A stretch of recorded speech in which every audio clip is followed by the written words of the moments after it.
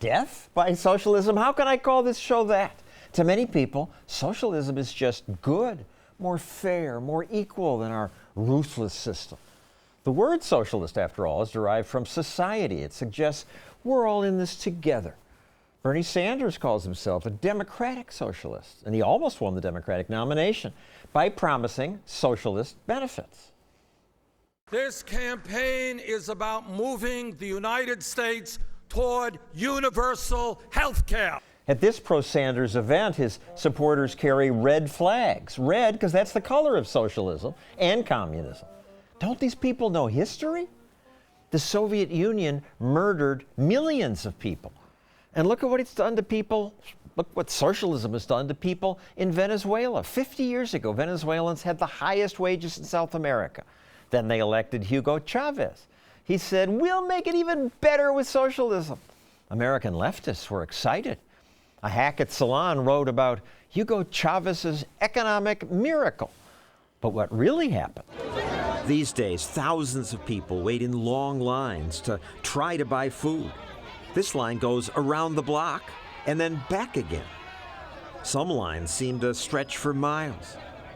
Often people wait in line and then find the store has run out of food. No hay alimentos, no hay nada. Food's so scarce that people fight in the street over bags of flour. Ever see this in greedy capitalist free market countries? No. How do things get this bad in what was once the richest country in South America? How do they get that bad? Well, let's ask some people who should know. Gloria Alvarez lives in Guatemala and has watched socialist ideas wreck parts of her continent. Fergus Hodgson ran a newspaper that reports on Latin America. So how'd this happen, Fergus? There was a great deal of envy. There was a great deal of jealousy. Yeah, there was people were. They didn't like it that some people were rich. Of course, because what happened is that with the development of the oil industry in particular, foreign investors came in early on, and many people got rich to that. Many of them got wealthier. Others did not, and there was a perception that obviously there was a mercantilist economy as well. So some people were getting rich even back then in an unjust way. So if you come in and say, I'm going to solve your problems, I'm going to overcome this, that's an appealing line. And Gloria, is it unfair? I call this death by socialism? No, actually it's not unfair. And one of the things that we need to understand is that Venezuela is the most vivid example of something that is going on regionally, that is really well planned. When we thought that communism was history after the Berlin Wall fell, in Latin America, socialism had a new opportunity to win elections democratically, not with Marxist guerrillas, not as Cuba did, but to have the same agenda implemented. And so what they have done... Yeah, Chavez was elected. Yes, he was elected, Evo Morales was elected, Daniel Ortega, everyone that is now part of the socialism of the 21st century agenda was democratically elected, not through violence, but through cultural manipulation of the language, of the media, of the arts. We are going to implement the ideas that socialism is good, where people think that they want this kind of society. Because it's good, it's going to be better for everyone, and the leader, this is the other idea, the leader is synonym of the will of the people. The leader knows better than any individual how is everyone supposed to lead their lives. And North Americans don't understand the problems that socialism causes either, as the Bernie Sanders campaign showed. Dude, this cartoon depicts a socialist-loving Bernie supporter trying to convince a man from Venezuela to feel the burn. The Venezuelan says, been there, done that.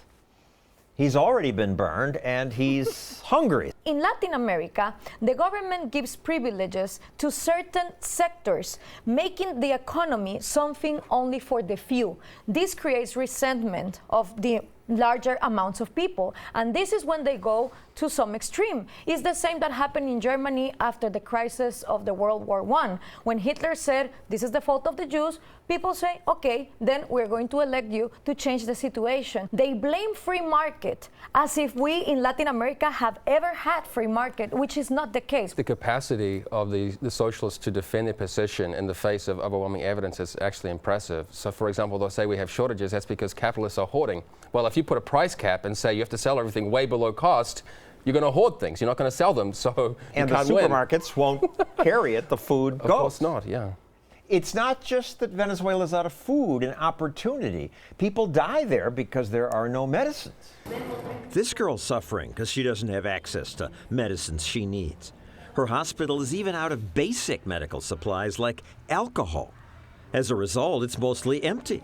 People don't even bother going to the hospital. So, Gloria, you have friends who are smuggling in medicine? Yes, because it's something that is forbidden. And the funny thing is, when they go to the airport, some colonels, some sergeants that are in charge of taking these medicines away from their hands, they are asking for some of the medicines for their moms, for their grandmothers, because they also, the military is also in need for medicine for their elders. So you just increment corruption. In America, celebrities are some of the more clueless people. Kim Kardashian and Kanye West recently visited Cuba. They did their celebrity poverty tour. Kim wrote, "I love Cuba, one of our best trips." Here's her sister Chloe posing in front of text that reads, "Fidel." Here's movie star Sean Penn hugging Venezuela's current dictator. Oliver Stone claims the old dictator did great things for Venezuela. Stone made a movie about him, how he grew up in poverty. This affected his view of Venezuela, as well as ultimately his lifelong mission to transform the country. Ustedes guiarán el gobierno que no será el gobierno de Chávez, porque Chávez es el pueblo. Chavez is the people. Mm-hmm. People buy this. We should point out that the information people are receiving is not accurate, right? I mean, this is where I wanted to mention the fact that there's no free speech in Venezuela, that there are over 105, well, there are 105 political prisoners right now, that the opposition newspapers are closing down because they can't get newsprint. They can't import the raw materials to get the information out. They also get attacked by soldiers and representatives of the government. We know personally people who are exiles, people who are former journalists in Venezuela, and people I've worked with closely. They had to use pen names to conceal their identity in the nation. Gloria sent us this video made by people in Venezuela. Has escuchado algo sobre las noticias de qué es lo que pasa en Venezuela, pero realmente sabes por qué protestamos. Protestamos porque estamos cansados de hacer largas colas para comprar leche, azúcar. El venezolano muere cada 20 minutos. También protestamos porque hay estudiantes y líderes políticos que están presos solo por disentir. No es justo vivir así. Necesitamos que el mundo se entere de lo que realmente pasa en Venezuela.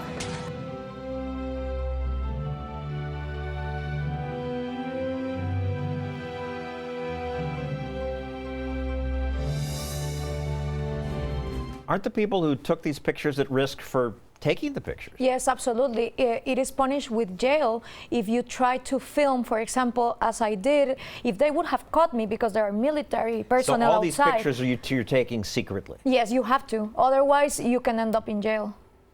Back to the food shortages. Although socialism caused the problem, Venezuela's president blames speculators and capitalism. La inflación inducida, especulativa, de la burbuja económica creada por la guerra económica, de un capitalismo parasitario.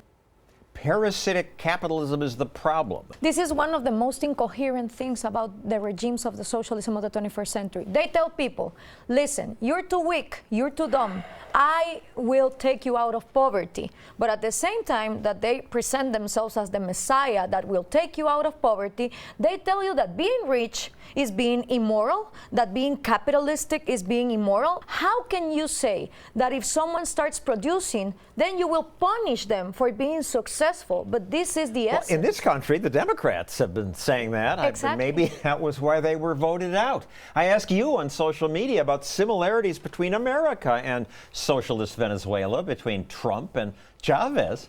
On Facebook, David Jones posted, Obama was far more like Chavez. Both believe in government control of every aspect of life. Michael Thompson added, Donald Trump will stop the socialists from turning America into a third world country.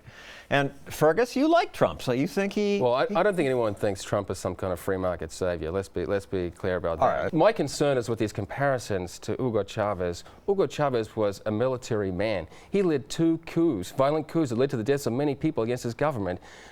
Trump hasn't had any role in government ever. I mean, he hasn't shown any of that kind of violence or brutality. It's an unfair comparison, but you know, we like to make those on the Stossel Show. On Facebook, I liked what Tris Turfett posted. Trump is a crony capitalist. Chavez, a true believer in complete government control. Both are terrible, but Chavez is far worse. They have this thing in common, saying, I am going to defend the people, of course the people is synonym of me, against this enemy that is created. In the case of Hugo Chavez, it's the oligarchs, the crony capitalists. In the case of Trump, it was immigrants, illegal immigrants. But there is another component of the populist manipulation that was used with Sanders, with Hillary Clinton, which is offering free stuff.